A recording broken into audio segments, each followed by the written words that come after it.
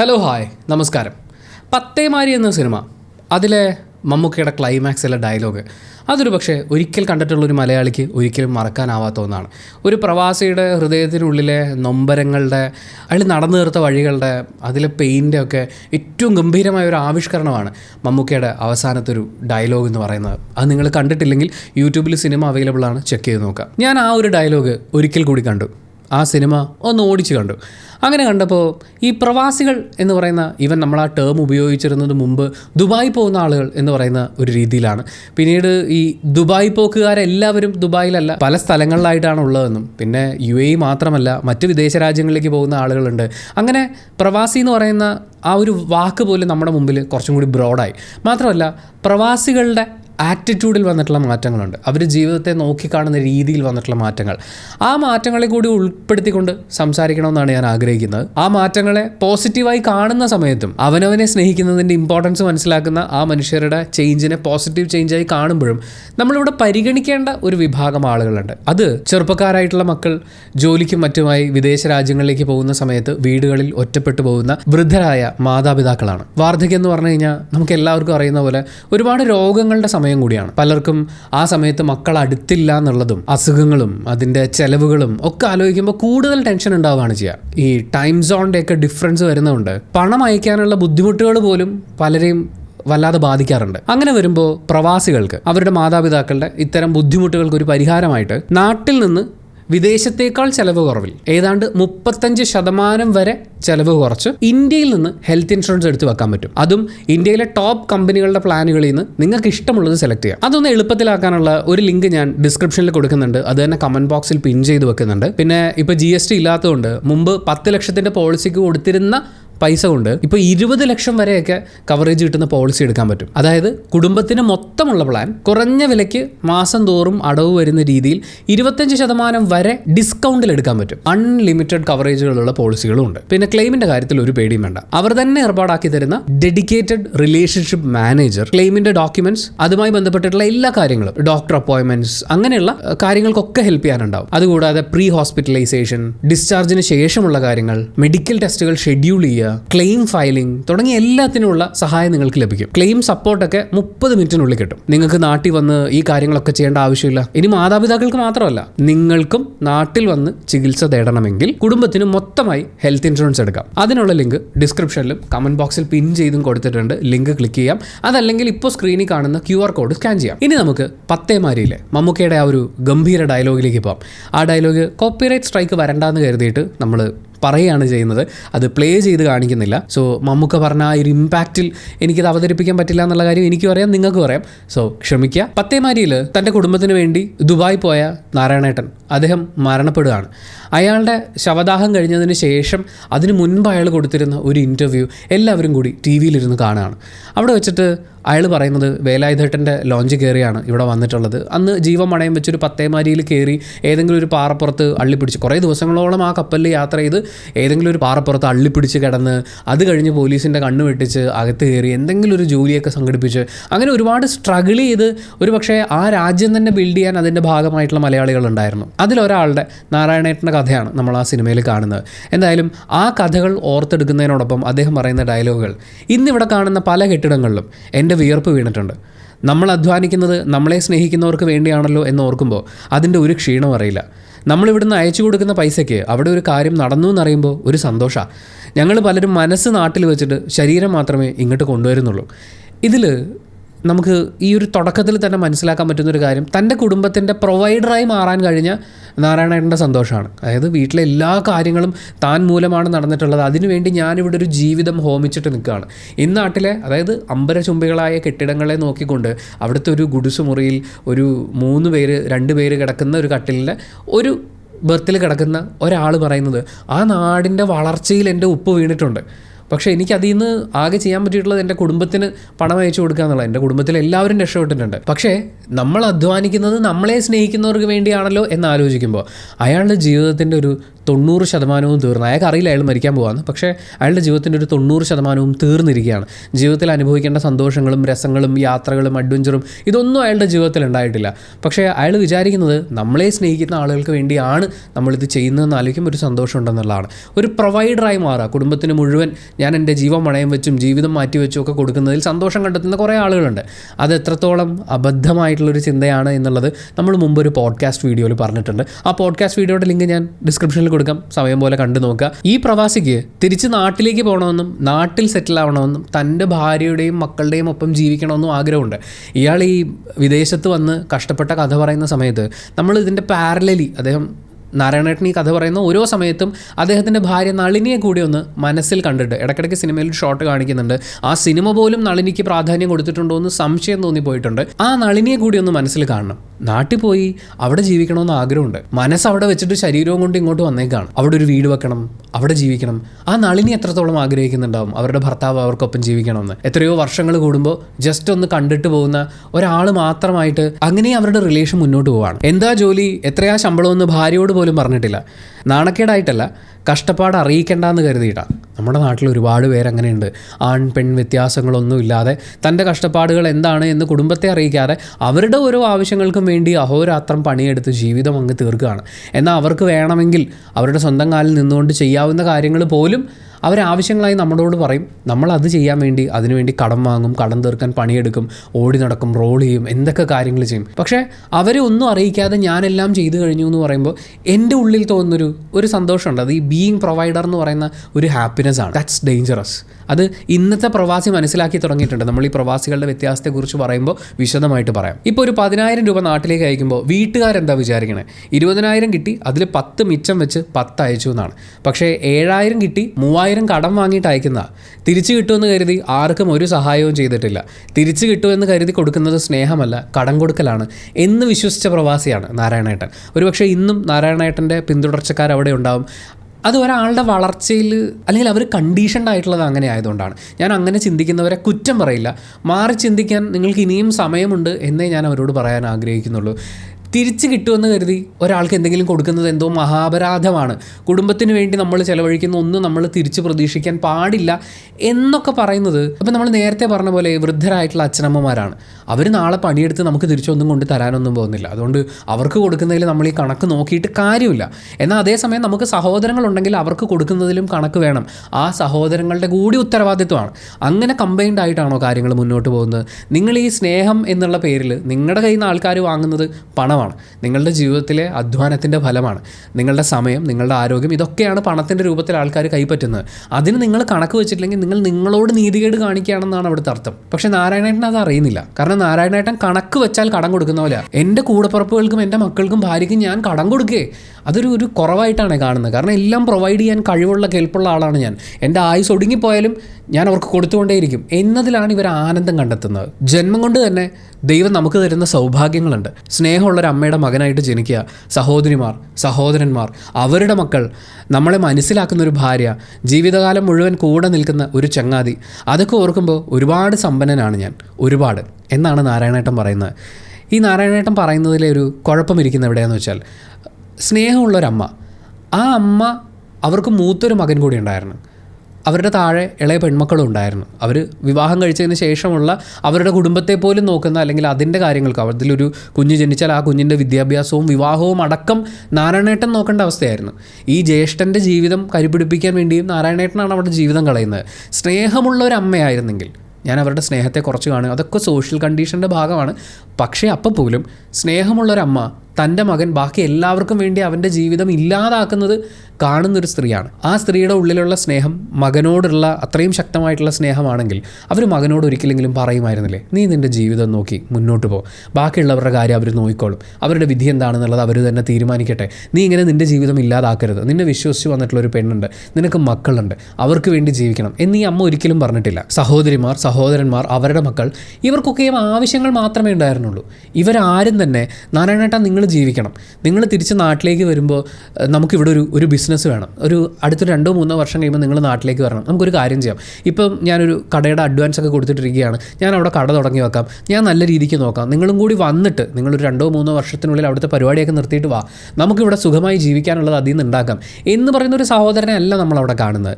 എനിക്കൊരു 25,000 രൂപ നീ തന്നേക്ക്, വീടും പറമ്പും വേണേൽ നീ എടുത്തോ എന്ന് പറയുന്ന ആ 25,000 കിട്ടണം എന്ന് പറയുന്നൊരു സഹോദരനെയാണ് നമ്മളവിടെ കാണുന്നത്. പലപ്പോഴും ഈ കുടുംബത്തിന് വേണ്ടി അഹോരാത്രം ജീവിതം ഹോമിക്കുന്ന പല പ്രവാസികളും എന്താണ് തനിക്ക് ഇങ്ങോട്ട് കിട്ടുന്നതെന്ന് മനസ്സിലാക്കുന്നില്ല. അവർ മനസ്സിലാക്കുന്നത് ഒരു സ്യൂഡോ സ്നേഹമാണ്, അല്ലെങ്കിൽ അവിടെ എക്സിസ്റ്റ് ചെയ്യുന്നില്ലാത്തൊരു സ്നേഹം ഉണ്ടെന്ന് അവർ വിശ്വസിക്കുകയാണ്. ഞാനിതൊക്കെ എങ്ങനെ ഉറപ്പിച്ച് പറയുന്നു എന്നോട് ചോദിച്ചാൽ ഇതിൽ പലതും ഞാൻ കണ്ടിട്ടുള്ള ജീവിതങ്ങളാണ്, ഞാൻ കടന്നുപോയിട്ടുള്ള സാഹചര്യങ്ങളാണ്. അങ്ങനെ കുടുംബത്തിന് വേണ്ടി ജീവിക്കുന്ന നാരായണേട്ടൻ മക്കളെക്കുറിച്ച് പറയുന്നത്, മക്കൾക്കൊക്കെ ഞങ്ങൾ വിരുന്നുകാരാണ്, വല്ലപ്പോഴൊക്കെ അവർക്ക് സമ്മാനങ്ങളുമായി വരുന്ന വിരുന്നുകാർ. മക്കളുടെ പ്രായമുള്ള കുട്ടികളെ കാണുമ്പോൾ നമുക്ക് മക്കളെ ഓർമ്മ വരും. അച്ഛൻ്റെയും അമ്മയുടെയും പ്രായമുള്ള ആളുകളെ കാണുമ്പോൾ എത്ര മക്കൾക്ക് അച്ഛനെയും അമ്മയും ഓർമ്മ വരും? ഈ ചോദ്യത്തിൽ നാരായണേട്ടൻ ഉദ്ദേശിക്കുന്ന ഒരു ചോദ്യമുണ്ട്. പക്ഷേ ആ ചോദ്യം അയാൾ തുറന്ന് ചോദിക്കുന്നില്ല എന്നാണ് അയാളുടെ പരാജയമായിട്ട് ഞാൻ കാണുന്നത്. കാരണം എൻ്റെ മക്കളുടെ പ്രായമുള്ള ആളുകളെ കാണുമ്പോൾ ഞാൻ എൻ്റെ മക്കളെ ഓർക്കുന്നുണ്ട്, അതിനുവേണ്ടിയാണ് ഞാൻ അധ്വാനിക്കുന്നതെന്ന് ഞാൻ ചിന്തിക്കുന്നുണ്ട്. പക്ഷേ നാട്ടിലുള്ള മകൻ അവൻ്റെ അച്ഛൻ്റെ പ്രായമുള്ള ആൾക്കാരെ കാണുന്ന സമയത്ത് തൻ്റെ അച്ഛനെ ഓർക്കുകയും അയാൾക്ക് വേണ്ടി അയാൾ വേഗം തിരിച്ചു വന്ന് അയാളുടെ റിട്ടയർമെൻറ്റ് ലൈഫ് നന്നായി ജീവിക്കുന്നതിന് വേണ്ടി ഞാനും കൂടി എഫേർട്ട് ഇടണം എന്നൊരു ചിന്ത ഒരിക്കലും ഉണ്ടാകുന്നതായിട്ട് കാണുന്നില്ല. ഈ ഉള്ളി കിടക്കുന്ന ചോദ്യമാണ് നാരായണേട്ടൻ ഈ ഉദാഹരണമായിട്ട് എടുത്ത് ചോദിച്ചു വെക്കുന്നത്. പക്ഷേ അതൊരിക്കലും അയാളുടെ മകനോട് ചോദിക്കില്ല, അതൊരിക്കലും അയാളുടെ അമ്മയോടോ അച്ഛനോടോ ചോദിച്ചിരുന്നില്ല. അച്ഛൻ്റെ കടം തീർക്കാൻ ദുബായി പോയ ആളാണ്, അത് കഴിഞ്ഞ് സഹോദരങ്ങൾക്ക് വേണ്ടി ദുബായി കിടന്ന് പണിയെടുത്ത ആളാണ്, അവരുടെ മക്കളുടെ വിവാഹത്തിന് വേണ്ടി വീണ്ടും ദുബായിലേക്ക് പോയിട്ടുള്ള ഒരാളാണ്. അങ്ങനെ മറ്റാരോടും ചോദ്യം ചോദിക്കാൻ പറ്റാതിരുന്ന നാരായണേട്ടൻ എങ്ങനെയാണ് സ്വന്തം മകൻ്റെ മുഖത്ത് നോക്കി ചോദിക്കേണ്ട പല ചോദ്യങ്ങളും ചോദിക്കാൻ പറ്റുക? ജീവിതത്തിലെ സന്തോഷങ്ങളെക്കുറിച്ച് ചോദിക്കുമ്പോൾ നാരായണേട്ടൻ പറയുന്നത്, ഓരോരുത്തരും ജീവിക്കുന്നത് അവരവരുടെ മനസ്സിലാണ്. ഒരാൾ സങ്കടപ്പെട്ടിട്ടാണോ സന്തോഷിച്ചിട്ടാണോ ജീവിക്കുന്നതെന്ന് പുറത്തുനിന്ന് നോക്കുന്ന ഒരാൾക്ക് എങ്ങനെ പറയാൻ പറ്റും? പറയാൻ പറ്റില്ല. സങ്കടപ്പെട്ടിട്ടുണ്ട്, ചില നേരങ്ങളിൽ നാട്ടിലില്ലല്ലോ എന്നാലോചിച്ച് വിഷമിച്ചിട്ടുണ്ട്. അതിന് നാരായണേട്ടൻ പറയുന്ന ഉദാഹരണങ്ങൾ ശ്രദ്ധിക്കണം. ചന്ദ്രേട്ടൻ സ്കൂട്ടറിൽ നിന്ന് വീണ് കിടപ്പിലായപ്പോൾ, നളിനിക്ക് തൊണ്ടയ്ക്ക് സുഖമില്ലാണ്ടായി ഭക്ഷണം ഇറക്കാൻ പറ്റാതായപ്പോൾ, അയാളുടെ സ്വന്തം ഭാര്യയെക്കുറിച്ചാണ് പറയുന്നത്, തൊണ്ടയ്ക്ക് സുഖമില്ലാതായി ഭക്ഷണം ഇറക്കാൻ പോലും പറ്റാത്തൊരവസ്ഥയിൽ അവരെത്തി. ഒന്ന് ഓടിയെത്താനോ നെഞ്ചിൽ ചാരി ഇരുത്തി ആശുപത്രി മുറിയിൽ വെറുതെ ഒന്ന് ആലോചിച്ച് നോക്കി. പഴയ ആ ബ്ലാക്ക് ആൻഡ് വൈറ്റ് കാലഘട്ടത്തിലെ ആശുപത്രി മുറിയൊക്കെ ആലോചിച്ചിട്ട് നളിനിയെ നെഞ്ചിൽ ചാരി കിടത്തിയിട്ട് ശരിയാവോടോ? ഒക്കെ ശരിയാവും, ഞാൻ ഡോക്ടറോട് പറഞ്ഞിട്ടുണ്ട് എന്ന് പറഞ്ഞ് അവളെ നോക്കിയിരിക്കുന്ന, ഉള്ളിൽ ഒരുപാട് സങ്കടം വെച്ച് കണ്ണീർ വാർത്തുകൊണ്ടാണെങ്കിലും അവരെ നോക്കിയിരിക്കുന്ന നാരായണേട്ടനെ കാണുന്നത് നളിനിക്ക് എത്രത്തോളം ആശ്വാസമാകുമായിരുന്നു. അവർ രണ്ടുപേരും അത് വേണ്ടെന്ന് വെച്ചതാണ്. എന്നിട്ട് അവസാനം എന്താണ് സംഭവിച്ചത്? നളിനി കേരളത്തിൽ എവിടെയോ ഇരിക്കുമ്പോൾ നാരായണേട്ടൻ ദുബായിൽ കിടന്നാണ് മരിച്ചത്. സതീശന് മഞ്ഞപ്പിത്തം വന്ന് കിടപ്പിലായപ്പോൾ അവൻ്റെ അരികത്തില്ലെന്നോർത്ത് സങ്കടപ്പെട്ടിട്ടുണ്ട്, കരഞ്ഞിട്ടുണ്ട്. ഈ സതീശൻ നാരായണേട്ടൻ്റെ മോനാണ്. സ്വന്തം മകന് മഞ്ഞപ്പിത്തം വന്ന് അവന് വല്ലതും പറ്റിപ്പോയിരുന്നെങ്കിലോ? അയാൾക്ക് മരിക്കുന്നതിന് മുമ്പ് സ്വന്തം കുഞ്ഞിനെ കാണാൻ പോലും പറ്റാത്തൊരു വലിയ ഒരവസ്ഥയിലേക്ക് എത്തുമായിരുന്നില്ലേ? അതുപോലും കടിച്ചു പിടിച്ച് അയാൾ അവിടെ നിന്നിട്ടുണ്ട്.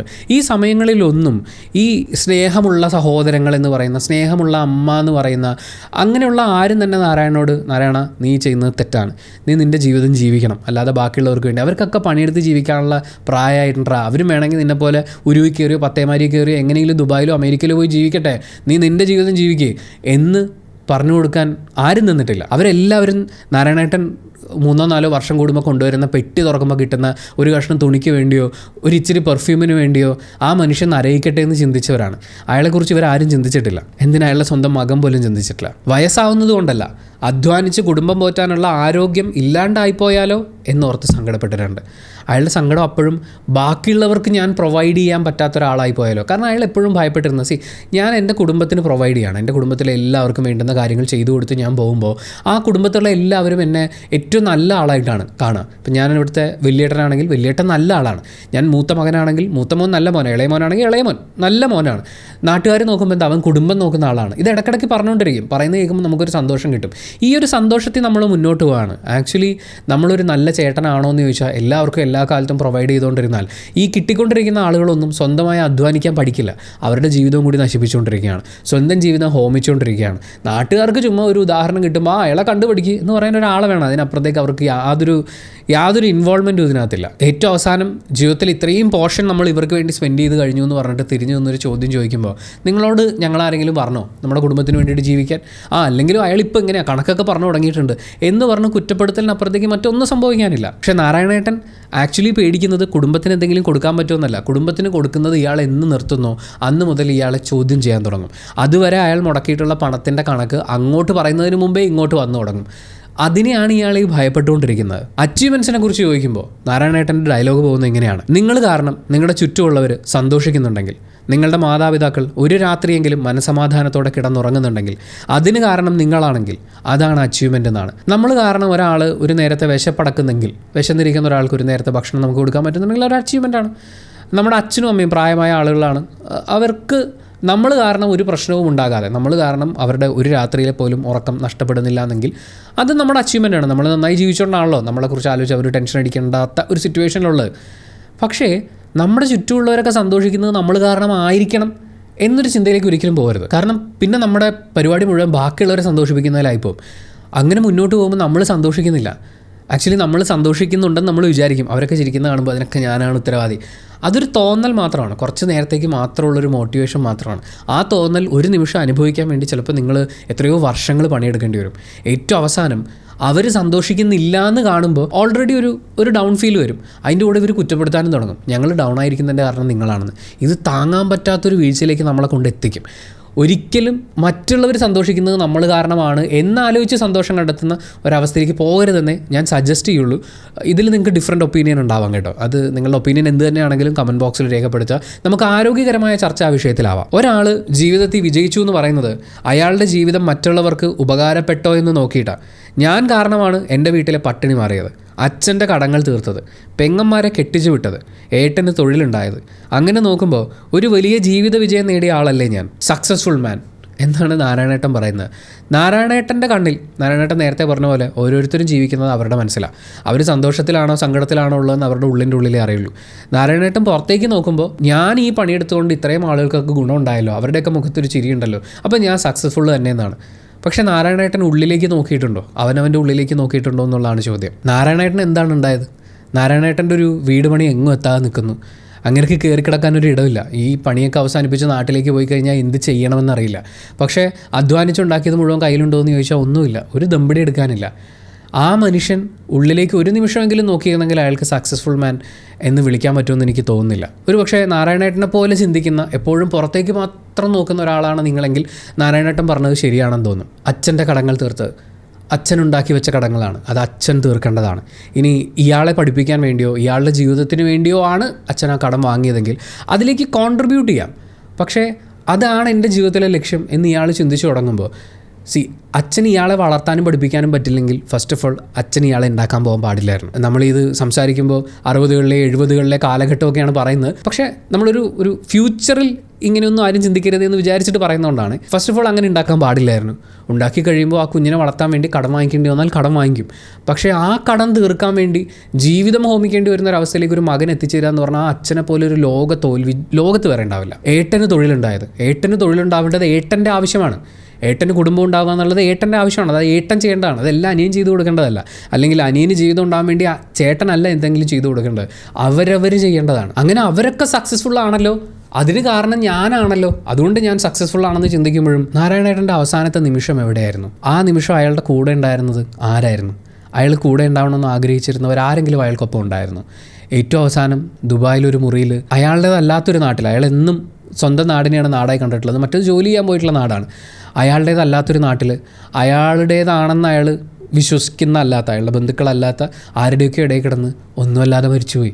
അയാൾ എങ്ങനെയാണ് സക്സസ്ഫുൾ മാൻ ആവുന്നത്? ഇതെല്ലാം കഴിഞ്ഞാണ് തൻ്റെ ആഗ്രഹങ്ങളെക്കുറിച്ച് നാരായണേട്ടൻ പറയുന്നത്. ഇവിടെയാണ് എനിക്ക് 2 തോട്ട്സ് വന്നത്.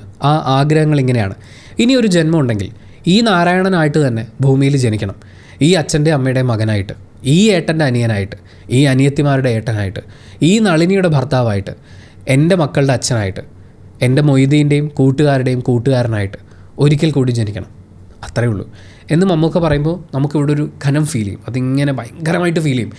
പക്ഷേ ഇന്ന് ഞാൻ ഈ സിനിമയിൽ ഈ ഡയലോഗ് കാണുന്ന സമയത്ത്, മമ്മൂക്ക പറയുന്നത് കേൾക്കുന്ന സമയത്ത് എൻ്റെ മനസ്സിൽ വരുന്ന ചിന്ത ഇങ്ങനെയാണ്: വീണ്ടും ഇതേ നാരായണനായിട്ട് അയാൾക്ക് ജനിക്കണം എന്നേ പറഞ്ഞിട്ടുള്ളൂ, അതുപോലെ ജീവിക്കണം എന്ന് പറഞ്ഞിട്ടില്ല. ഒരു പക്ഷേ ആ കിട്ടിയ ജന്മം തനിക്കിഷ്ടമുള്ളതുപോലെ ജീവിക്കാൻ കഴിയാതെ പോയ നാരായണേട്ടൻ എനിക്ക് ഇനിയും ഇതുപോലെ ജനിക്കണം, എന്നിട്ട് എനിക്കിഷ്ടമുള്ളതുപോലെ ഒന്ന് ജീവിക്കണം, എനിക്ക് വേണ്ടി മാത്രം ഒന്ന് ജീവിക്കണം എന്ന് നാരായണേട്ടൻ ആഗ്രഹിച്ചിരുന്നെങ്കിലോ?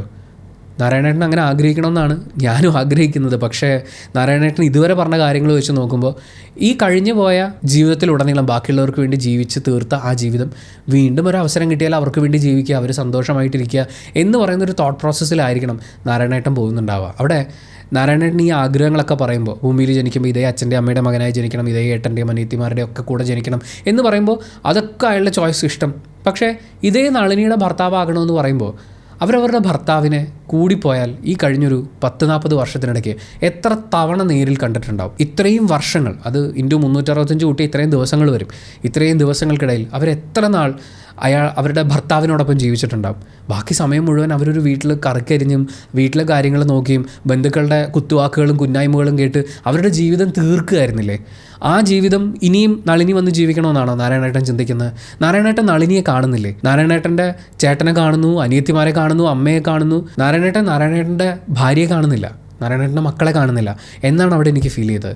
അങ്ങനെ ജീവിതം ഹോമിച്ച ഒരുപാട് പ്രവാസികളുണ്ട് ഇന്നും. ഒരു പക്ഷേ പല നാടുകളിലായിട്ട്, യുഎയിൽ മാത്രമല്ല പല നാടുകളിലായി കിട്ടുന്ന ജോലി ചെയ്ത് മുണ്ട് മുറുക്കി കൊടുത്ത് കടം വാങ്ങിയും ആ കടം തീർക്കാൻ വേണ്ടി ബാക്കി പണിയെടുത്തു അങ്ങനെ മുന്നോട്ട് പോയിക്കൊണ്ടിരിക്കുന്ന, പ്രായം കടന്നു പോകുന്നത് അറിയാതെ, ജീവിതം കടന്നു പോകുന്നത് അറിയാതെ എങ്ങനെയോ തീർന്നുകൊണ്ടിരിക്കുന്ന കുറേ പ്രവാസ ജീവിതങ്ങളുണ്ട്.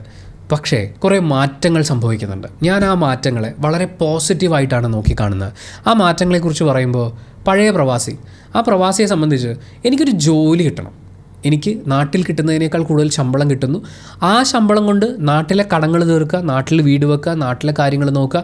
ആ ഒരു ജോലി എന്ന് പറയുന്ന ഒരു സിംഗിൾ ജോബ് എന്ന് പറയുന്ന ഒരു ഒറ്റ പൊസിഷനിലാണ് ആ പ്രവാസി അയാളുടെ ജീവിതത്തിനെ കാണുന്നത്. അല്ലെങ്കിൽ അവിടെ കൊണ്ടാണ് ഇയാൾ കൊളുത്തിടാൻ നോക്കുന്നത്. ആ കൊളുത്തിലങ്ങ് വീണ് കഴിയുമ്പോൾ പിന്നെ അവിടെയാണ്. അവിടെ നിന്ന് നന്മയുള്ള ഏതെങ്കിലും ഒരു മുതലാളി കാരണമോ അല്ലെങ്കിൽ കൂടെ ജോലി ചെയ്യുന്ന ആൾക്കാരുടെ സപ്പോർട്ട് കൊണ്ടോ ഒക്കെ കയറിപ്പോയിട്ടുള്ള കുറച്ച് ആളുകളുണ്ടാവും. പക്ഷേ അൾട്ടിമേറ്റ്ലി അവരൊറ്റ ജോബിലേക്കാണ് അവർ ചെന്ന് ഹുക്കാവുന്നത്. പക്ഷേ ഇന്നത്തെ പ്രവാസി അവർ കരിയർ എന്ന് പറയുന്ന ആ ടേം തന്നെ മാറുകയാണ്. ഒരു ജോലിക്ക് പോകുന്നതിനേക്കാൾ ഒരു കരിയർ ബിൽഡ് ചെയ്യാനാണ് പോകുന്നത്. അത് ചിലപ്പോൾ വിദ്യാഭ്യാസം നേടിയിട്ട്, ഒരു വിദേശ രാജ്യത്ത് വിദ്യാഭ്യാസം നേടിയിട്ട് അവിടെ തന്നെ ജോലി നേടാനായിരിക്കും. ഇനി ജോലിക്കാണ് പോകുന്നതെങ്കിൽ ആ ജോലിക്കൊപ്പം തന്നെ അവിടെ നിന്ന് കിട്ടാവുന്ന മാക്സിമം സർട്ടിഫിക്കേഷൻസ് എടുത്തുകൊണ്ട് കരിയർ എങ്ങനെ മെച്ചപ്പെടുത്താം, കൂടുതൽ മെച്ചപ്പെട്ടൊരു ജോബ് പ്രൊഫൈലിലേക്ക് എങ്ങനെ മാറാം, എങ്ങനെയാണ് ലോകത്തിലെ ബിസിനസ് പരിപാടികളൊക്കെ മാറുന്നത്, അതിനനുസരിച്ച് ഞാൻ എങ്ങനെ മുന്നോട്ട് പോകണം, ഇനി ഞാൻ ഈ പുറത്ത് ജോലി ചെയ്യുന്ന സമയത്ത് എനിക്ക് കിട്ടുന്ന പൈസ നാട്ടിൽ ഞാൻ എങ്ങനെ ഇൻവെസ്റ്റ് ചെയ്യണം, ഇൻവെസ്റ്റ് ചെയ്താൽ തിരിച്ചെനിക്ക് നാട്ടിൽ പോകുമ്പോൾ ഒരു കരിയർ ബിൽഡ് ചെയ്തെടുക്കാൻ പറ്റുമോ. അങ്ങനെ കരിയർ എന്ന് പറയുന്നത്, അതായത് അവനവനിലേക്ക്, ഈ ജോലി കിട്ടുന്നവന് ജോലി കിട്ടുന്ന ശമ്പളം മുഴുവൻ നാട്ടിലേക്കും വീട്ടുകാർക്കും അയച്ചു കൊടുക്കുക എന്നുള്ളതാണ്. പക്ഷേ ഒരു കരിയർ സെറ്റ് ചെയ്യുക എന്ന് പറയുന്നത് കുറേ കൂടി സ്വന്തമായി ചിന്തിക്കുകയാണ്, സ്വന്തം കാര്യങ്ങൾ ആലോചിക്കുകയാണ്. എനിക്കൊരു ഫ്യൂച്ചറുണ്ട്, അത് ഞാൻ ഇങ്ങനെ ബെറ്റർ ആക്കണം എന്ന് പറയുന്നൊരു ചിന്തയിലേക്ക് പുതിയ പ്രവാസികൾ മാറുന്നുണ്ട്. വീട്ടുകാർക്ക് വേണ്ടി ഒരു ജോലി എന്ന് പറയുന്ന അവസ്ഥയിൽ നിന്ന് മാറി കരിയറിലേക്ക് ഫോക്കസ് ചെയ്യുന്നു, അവനവനിലേക്ക് ഫോക്കസ് ചെയ്യുന്നു എന്ന് പറയുമ്പോൾ എന്താണെന്ന് പറയുക, നമ്മളെപ്പോഴും അവനവൻ്റെ കാര്യം നോക്കുക, അവനവനെ സ്നേഹിക്കുക എന്ന് പറയുമ്പോൾ എല്ലാവരും അതിനെ സെൽഫിഷ് എന്ന് പറയുന്ന ഒരു ടേമിലേക്ക് മാറ്റി അതിനെ ഒരു കുറ്റം പോലെ നോക്കിക്കാണുകയാണ് ചെയ്യുക. പക്ഷേ ഒരു വിദേശ രാജ്യത്തേക്ക് പോകുമ്പോൾ അവിടെ കിട്ടുന്ന ബെറ്റർ ഓപ്പർച്യൂണിറ്റീസ് ഉണ്ട്. ഇപ്പം നാട്ടിൽ അച്ഛനും അമ്മയൊക്കെ പ്രായമായവരെ നാട്ടിൽ തന്നെ ഇട്ടിട്ട് അവൻ വിദേശത്ത് പോകുന്നു, അല്ലെങ്കിൽ അവൾ വിദേശത്ത് പോകുന്നു, അവിടുത്തെ കാര്യങ്ങൾ നോക്കി അവിടെ സെറ്റിൽ ആവാനുള്ള പരിപാടി നോക്കുന്നു എന്ന് പറഞ്ഞ് കുറ്റപ്പെടുത്തുന്ന സമയത്ത് ലൈഫിൽ ഒരുപാട് ബെറ്റർ ഓപ്പർച്യൂണിറ്റീസ് അവിടെയുണ്ട്, ഒരു ബെറ്റർ ലൈഫ് സ്റ്റൈൽ അവിടെയുണ്ട്. നമ്മുടെ ജീവിതത്തിൽ പുറത്തുനിന്നുള്ള ആൾക്കാർ അനാവശ്യമായി നടത്തുന്ന ഇടപെടലുകൾക്ക് അവിടെ ഒരു കുറവുണ്ട്. ഈ ഇന്ത്യക്കാർ ചെന്ന് കയറി ഇന്ത്യവൽക്കരിക്കപ്പെട്ടുകൊണ്ടിരിക്കുന്ന കുറേ പ്രദേശങ്ങളുണ്ട്, അതിൻ്റെ വാർത്തകളും കാര്യങ്ങളും നമ്മൾ കാണുന്നുണ്ട്. അപ്പോൾ പോലും നമ്മളവിടെ ടാക്സ് കൊടുത്ത് ജീവിക്കുമ്പോൾ നമുക്ക് അതിൽ നിന്ന് കിട്ടുന്നൊരു ഡിഫറൻസ് ഉണ്ട്, നമ്മുടെ ലൈഫ് സ്റ്റൈലിലൊക്കെ ഉണ്ടാകുന്ന ചേഞ്ചസ് ഉണ്ട്. അങ്ങനെ അവനവൻ കൂടുതൽ ബെറ്റർ ആയിട്ടുള്ളൊരു ലൈഫ് സ്റ്റൈലിലേക്ക് മാറുമ്പോൾ അതിനനുസരിച്ച് അവർക്ക് അവരുടെ മാതാപിതാക്കളെ, പ്രായമായിട്ടുള്ള ആളുകളെ നോക്കാനുള്ള സാഹചര്യം ഉണ്ടാവും. അല്ലാതെ പഴയ പ്രവാസി ഡെഫിനീഷനിലേക്ക് പോയി കഴിഞ്ഞാൽ അവനവനും വളരാൻ പോകുന്നില്ല. അവനവൻ വളരാത്തത് കൊണ്ട് തന്നെ ഈ മാതാപിതാക്കൾ പ്രായമായി മരിക്കുന്നതുവരെ അവർക്കൊരു ബെറ്റർ കെയർ കൊടുക്കാൻ ഈ മക്കൾക്ക് സാധിക്കാത്തൊരവസ്ഥയും വരും. മറ്റൊന്ന്, ഈ പുറത്തു പോകുന്ന പ്രവാസി ബാക്കിയുള്ളവർക്ക് വേണ്ടി മാത്രമാണ് ജീവിക്കുന്നത് എന്ന് പറയുന്ന ഒരു കാര്യമാണ്. കയറിപ്പോകുന്ന സമയത്ത് വീട്ടിൽ കടങ്ങളുണ്ടാവും, തീർക്കുന്നു. ഒരു കല്യാണം കഴിച്ചതിൻ്റെ കടങ്ങളും ബാക്കി പ്രശ്നങ്ങളും ഉണ്ടാകും. അനിയത്തിമാരോ അനിയന്മാരോ ഒക്കെ ഉണ്ടെങ്കിൽ അവരുടെ ജീവിതം സെറ്റിലാക്കുക, അവരുടെ വിവാഹം നടത്തുക, അങ്ങനെയും മുന്നോട്ട് പോകുന്നു. ഈ വിവാഹം കഴിഞ്ഞ് പോയ സഹോദരിമാരുടെ ആദ്യ പ്രസവത്തിന് അവർ നേരെ തിരിച്ച് വീട്ടിലേക്ക് വരുന്നു, അതിൻ്റെ ചിലവുകൾ നോക്കുന്നു. അത് കഴിഞ്ഞ് മക്കളുണ്ടായി കഴിയുമ്പോൾ മക്കളുടെ വിദ്യാഭ്യാസവും അവർക്കൊരു ജോലി കിട്ടുന്നവരെ, ചിലർ അച്ഛൻ വിദേശത്താണ് എന്നുള്ളതുകൊണ്ട് അവർ ചിലപ്പോൾ ജോലിയിലേക്ക് എത്താൻ വേണ്ടി കുറച്ച് ലേറ്റ് ആവാം, നമുക്ക് വലിയ കുഴപ്പമൊന്നുമില്ലല്ലോ എന്നൊരു ചിന്തയിലേക്ക് വരും. കാരണം ഈ സോക്കോൾഡ് പഴയ പ്രവാസി ഒരിക്കലും തൻ്റെ ബുദ്ധിമുട്ടുകൾ വീട്ടിലാരെയും അറിയിക്കാറില്ല. അങ്ങനെ നോക്കുമ്പോൾ ഇയാൾ ആജീവനാന്തം അയാളുടെ യൗവനം ഒരു 10, 22, 23 വയസ്സിലൊക്കെ കയറി പോകുന്ന ഒരാൾ, അതിനു മുമ്പേ പോകുന്നവരുണ്ട്. പക്ഷേ ആ പ്രായത്തിൽ കയറി പോകുന്ന ഒരാൾ 55, 60 വയസ്സ് വരെ അവിടെ പണിയെടുത്ത് മാട് പോലെ പണിയെടുത്താണ് ഇവിടെ തിരിച്ചു വരുന്നത്. പിന്നെ ആ ജീവിതത്തിൽ എന്താണ് മിച്ചമുള്ളത്? അങ്ങനെ ബാക്കിയുള്ളവർക്ക് വേണ്ടി ജീവിക്കുകയാണ്. പക്ഷേ ഇന്നിൻ്റെ പ്രവാസി എന്ന് പറയുന്നത് അവനവന് വേണ്ടി ഒരു ജീവിതം ഉണ്ടാക്കുകയാണ്. അവൻ വിവാഹം കഴിക്കുകയാണെങ്കിൽ ഭാര്യയെ കൂടി അങ്ങോട്ട് കൊണ്ടുപോവാണ്, അല്ലെങ്കിൽ അവൾ വിവാഹം കഴിക്കുമ്പോൾ ഭർത്താവിനെ കൂടി അങ്ങോട്ട് കൊണ്ടുപോവാണ്. അവിടെ രണ്ടുപേർക്കും ഒരുമിച്ചൊരു ലൈഫ് കെട്ടിപ്പടുക്കുക, അവിടെ ചിലവുകൾ രണ്ടുപേരും ഒരുമിച്ച് മാനേജ് ചെയ്യുക, കുഞ്ഞുങ്ങളുണ്ടാകുന്ന സമയത്ത് അതിനെ മാനേജ് ചെയ്യാനുള്ള മാർഗ്ഗങ്ങൾ കണ്ടെത്തുക. അങ്ങനെ ഒരുമിച്ച് മറ്റൊരു രാജ്യത്തേക്ക് പോയി അവിടെ തന്നെ ഒരു ലൈഫ് കരിപിടിപ്പിച്ചെടുക്കുക. കാരണം വിവാഹം കഴിക്കുന്ന ആൾ കൂടെ നിൽക്കാതെ നാട്ടിൽ നിൽക്കുകയാണെങ്കിൽ ഒന്ന് കമ്മ്യൂണിക്കേഷൻ ഇഷ്യൂസ് ഉണ്ടാവും, ഇടയ്ക്കിടയ്ക്ക് നാട്ടിലേക്ക് പോക്ക്, വരവ്, ചെലവ്, പരിപാടികൾ, ഇതൊക്കെ മാറി തൻ്റെ പങ്കാളിയും കൂടി തനിക്കൊപ്പം ഉണ്ടാവുന്ന സമയത്ത് അവനവന് വേണ്ടി ജീവിക്കാം. തൻ്റെ ലൈഫിൻ്റെ പാർട്ടായി കൂടെ കൂട്ടിയിട്ടുള്ള ആളോടൊപ്പം സന്തോഷമായിരിക്കാം. അല്ലാതെ ലൈഫ് മുഴുവൻ ബാക്കിയുള്ളവർക്ക് വേണ്ടി ജീവിച്ചു എന്ന് പറയുന്ന ഒരു കുറ്റബോധം ഇന്നിൻ്റെ പ്രവാസിക്ക് ഉണ്ടാവാനുള്ള സാധ്യത വളരെ കുറവാണ്. വേറൊരു പ്രധാനപ്പെട്ട കാര്യമുണ്ട്. അതൊരു പക്ഷേ പ്രവാസികൾക്ക് മാത്രമല്ല, കുടുംബത്തിന് വേണ്ടി എന്ന് പറഞ്ഞ ജീവിതത്തിൻ്റെ വലിയൊരു പങ്കും ചെലവഴിച്ചിട്ടുള്ള ഒരു വലിയ വിഭാഗം ആളുകൾക്ക് മനസ്സിലാവാൻ സാധ്യതയുള്ളൊരു കാര്യമാണ്. എല്ലാവർക്കും എന്നോട് സ്നേഹവും ബഹുമാനവുമാണ് എന്ന് ചിന്തിക്കുന്ന ഒരു മൈൻഡ് സെറ്റ് ഉണ്ട്. അതായത് എല്ലാവർക്കും സ്നേഹം മാത്രമേ ഉള്ളൂ. ഇതൊരു സ്യൂഡോ തോന്നലാണ്. നമ്മൾ പ്രൊവൈഡ് ചെയ്തുകൊണ്ടിരിക്കുന്നത് നിർത്തിക്കഴിഞ്ഞാൽ, പ്രൊവൈഡ് ചെയ്ത കാര്യത്തെക്കുറിച്ച് കണക്ക് ചോദിച്ചു കഴിഞ്ഞാൽ ഈ സ്നേഹം മുഴുവൻ മാറും. ഇത് മുഴുവൻ മാറി കുറ്റപ്പെടുത്തലുകൾ മാത്രം കേൾക്കുന്ന ഒരു സാഹചര്യത്തിലേക്ക് വരും. അത് വരാതിരിക്കാൻ വേണ്ടി പ്രൊവൈഡ് ചെയ്യുന്നതിന് ഒരു കുറവും വരുത്താതെ അങ്ങോട്ട് പരാതികളൊന്നും പറയാതെ ജീവിച്ചു പോവുകയാണ് പല പ്രവാസികളും ഈ പ്രൊവൈഡർമാരും ഒക്കെ ചെയ്തുകൊണ്ടിരിക്കുക. പക്ഷേ ആക്ച്വലി അവിടെ ഉള്ളത് സ്നേഹമല്ല, അത് കാര്യങ്ങൾ നടന്നു പോകാൻ വേണ്ടിയിട്ടുള്ള ഒരു ഭവ്യത കൂടുതൽ മാത്രമാണ് എന്നുള്ളൊരു തിരിച്ചറിവ് അത് ഇന്നിൻ്റെ പ്രവാസിക്കുണ്ട്. ഏറ്റവും പ്രധാനപ്പെട്ട പോയിന്റ് അത് നാരായണേട്ടൻ പറഞ്ഞ ഡയലോഗിലുണ്ട്, ഒന്നിനും കണക്കില്ല. നമ്മുടെ ബാലേട്ടനും ഏകദേശം ഈ ഡയലോഗ് പറഞ്ഞിട്ടുണ്ട്. കൊടുക്കുന്നവരെന്നും കൊടുത്തുകൊണ്ടിരിക്കും, വാങ്ങിക്കുന്നവരെന്നും വാങ്ങിച്ചുകൊണ്ടിരിക്കും. കാരണം സ്നേഹമാണെങ്കിലും പണമാണെങ്കിലും സമ്പത്താണെങ്കിലും ആരോഗ്യമാണെങ്കിലും സമയമാണെങ്കിലും ഇത് അങ്ങോട്ട് കൊടുക്കുന്നതിനൊന്നും കണക്ക് സൂക്ഷിക്കില്ല. കണക്ക് സൂക്ഷിക്കാതിരിക്കുന്നതാണ് സ്നേഹം എന്ന് വിശ്വസിച്ച് ജീവിക്കുക എന്നുള്ളതാണ്. പക്ഷേ തിരിച്ചറിവുണ്ടാകുന്ന സമയത്ത് നമ്മുടെ മുന്നിൽ എടുത്തു വെക്കാൻ കണക്കുകളൊന്നും ഇല്ലാത്തതുകൊണ്ടും പക്ഷേ ഇങ്ങോട്ട് പറയാൻ എല്ലാവരുടെയും കയ്യിൽ കണക്കുള്ളതുകൊണ്ടും ഒരു പ്രതിസ്ഥാനത്ത് നിൽക്കേണ്ടി വരിക എന്നുള്ളതാണ് പഴയ പ്രവാസിക്ക് സംഭവിക്കുക. ഇവിടെ നാരായണേട്ടന് സംഭവിച്ചതും അയാൾ തിരിച്ചു വന്ന് കണക്ക് പറഞ്ഞിരുന്നെങ്കിൽ അയാളത് കേൾക്കേണ്ടി വന്നേനെ. കുറച്ച് നാൾ ഈ ദുബായ് വിട്ട് നാട്ടിൽ സെറ്റിലാവാമെന്ന് അയാൾ ചിന്തിച്ച സമയമുണ്ട്. ആ സമയത്തും അയാൾ ആ കണക്ക് കേട്ടതാണ്. പക്ഷേ ഇന്നിൻ്റെ പ്രവാസിക്ക് കണക്കുണ്ട്, എല്ലാത്തിനും രേഖകളുണ്ട്. അതിന് ടെക്നോളജിയോടും കൂടി നമ്മൾ നന്ദി പറഞ്ഞേ പറ്റുള്ളൂ. ജസ്റ്റ് ഗൂഗിൾ പേ എടുത്തൊന്ന് സ്ക്രോൾ ചെയ്ത് നോക്കിയാൽ തന്നെ എത്ര അങ്ങോട്ട് എത്ര ഇങ്ങോട്ട് എന്ന് പറയുന്നതിൻ്റെ കൃത്യമായ കണക്കുകളുണ്ട്. അതിപ്പോൾ സ്നേഹത്തിനാണെങ്കിലും നമ്മൾ ആളുകൾക്ക് വേണ്ടി സ്പെൻഡ് ചെയ്തിട്ടുള്ള സമയത്തിനാണെങ്കിലും ആരോഗ്യത്തിനാണെങ്കിലും കണക്കുകൾ സൂക്ഷിക്കണം. കാരണം ഇതെൻ്റെ ലൈഫാണ് എന്ന് ഇന്നിൻ്റെ പ്രവാസി മനസ്സിലാക്കുന്നുണ്ട്. നാരായണേട്ടൻ എല്ലാവരുടെയും കടങ്ങൾ തീർത്തു കൊടുത്ത് തൻ്റെ ബാധ്യതകളും ഉത്തരവാദിത്വങ്ങളും കടങ്ങളും എല്ലാം തീർന്ന് മുഴുവൻ പ്രശ്നങ്ങളും തീർത്ത് മക്കളുടെ ലൈഫ് എല്ലാം സെറ്റിലാക്കി കൊടുത്തിട്ട് തിരിച്ച് എന്തെങ്കിലും നാട്ടിൽ വന്ന് സെറ്റിലാവുക എന്ന് പറയുന്നൊരു അങ്ങനെ ഒരു ചിന്തപ്പാടിലാണ് മുന്നോട്ട് പോയിക്കൊണ്ടിരുന്നത്.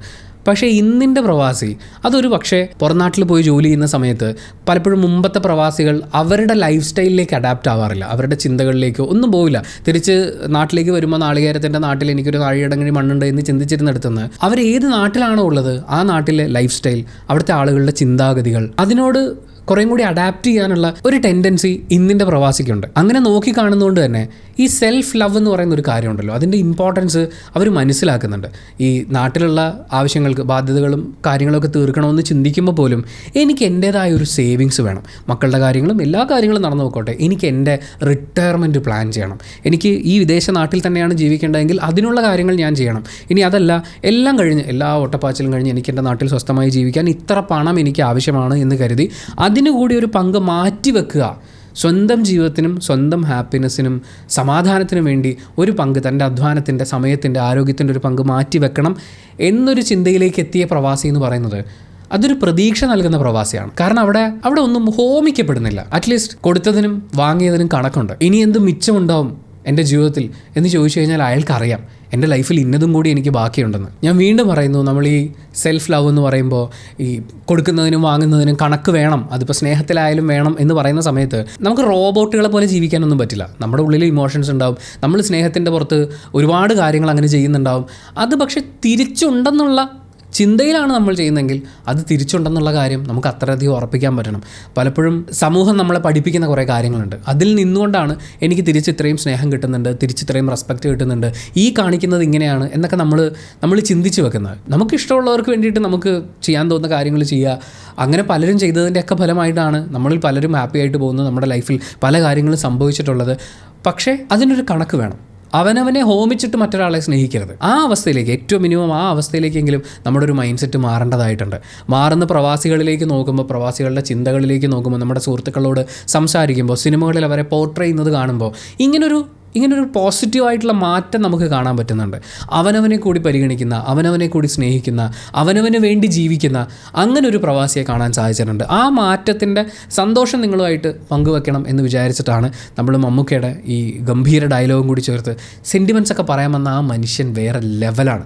പുള്ളി ഒന്ന് കണ്ണ് നിറച്ച് കഴിഞ്ഞാൽ നമ്മളിരുന്ന് കരഞ്ഞു പോകും. നാരായണേട്ടനായിട്ട് മമ്മൂക്ക ആ ജീവിച്ചൊരു 10 മിനിറ്റോളം ഉണ്ട് ക്ലൈമാക്സിൽ. ആ 10 മിനിറ്റിലാണ് ആ സിനിമ എനിക്ക് വർക്കായത്.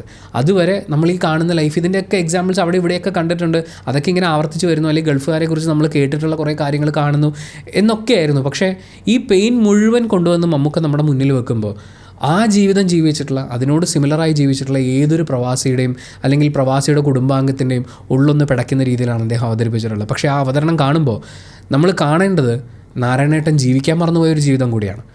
അങ്ങനൊരു മറവി ഇനിയുള്ള പ്രവാസിക്ക് ഉണ്ടാവരുത് എന്ന് വിചാരിച്ചിട്ടാണ് നമ്മൾ ഈ വീഡിയോ ചെയ്തത്. അങ്ങനെ ഈ വീഡിയോ നമ്മൾ വൈൻഡപ്പ് ചെയ്യുമ്പോൾ ഞാൻ ആദ്യം പറഞ്ഞ പ്രവാസികൾക്കായുള്ള ഇൻഷുറൻസിൻ്റെ കാര്യം ഒന്നുകൂടി ഓർമ്മിപ്പിക്കുകയാണ്. നിങ്ങൾക്കും നിങ്ങളുടെ പ്രായമായ മാതാപിതാക്കൾക്കും ചെലവ് കുറവിൽ 25% വരെ ഡിസ്കൗണ്ടോടുകൂടി ഇന്ത്യയിൽ നിന്ന് ഹെൽത്ത് ഇൻഷുറൻസ് എടുക്കാൻ പറ്റും. ഞാൻ വീഡിയോയുടെ ഡിസ്ക്രിപ്ഷനിലും കമൻറ്റ് ബോക്സിലും കൊടുത്തിട്ടുള്ള ലിങ്കിലൂടെ പോയി ഹെൽത്ത് ഇൻഷുറൻസ് എടുത്താൽ പിന്നെ അങ്ങോട്ട് മാതാപിതാക്കളുടെ ഡോക്ടർ അപ്പോയിൻമെൻറ്റ് മുതൽ ക്ലെയിമിൻ്റെ കാര്യങ്ങൾ വരെ നിങ്ങൾക്ക് യാതൊരു ടെൻഷനും വേണ്ടി വരില്ല. സോ ലിങ്ക് ക്ലിക്ക് ചെയ്യുക, അതല്ലെങ്കിൽ ഇപ്പോൾ സ്ക്രീനിൽ കാണിച്ചിരിക്കുന്ന QR കോഡ് സ്കാൻ ചെയ്താലും മതി. ഏറ്റവും അവസാനം, നമ്മുടെ ജീവിതം എങ്ങനെ ജീവിക്കണമെന്നുള്ളത് നമ്മുടെ മാത്രം തീരുമാനമാണ്.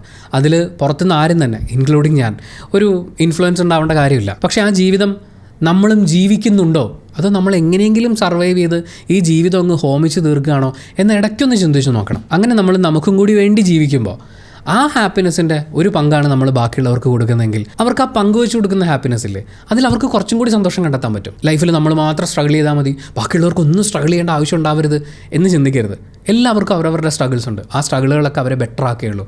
നിങ്ങളെ നിങ്ങളുടെ സ്ട്രഗിൾ ബെറ്റർ ആക്കിയതുപോലെ അവരെയും അവരുടെ സ്ട്രഗിൾസ് ബെറ്റർ ആക്കും. സോ നാരായണേട്ടൻ ആവണോ വേണ്ടിയോ എന്നുള്ളത് നിങ്ങളുടെ ചോയ്സാണ്. പക്ഷേ നാരായണേട്ടനെ പോലെ ജീവിക്കാൻ മറന്നു പോകരുത്. Thank you so much for watching this video. Video ഇഷ്ടപ്പെട്ടാൽ ലൈക്ക് ചെയ്യുക, കമൻറ്റ് ചെയ്യുക, ഷെയർ ചെയ്യുക, സബ്സ്ക്രൈബ് ചെയ്യുന്ന കാര്യവും ഹൈപ്പ് ചെയ്യുന്ന കാര്യമൊക്കെ പരിഗണിക്കുക.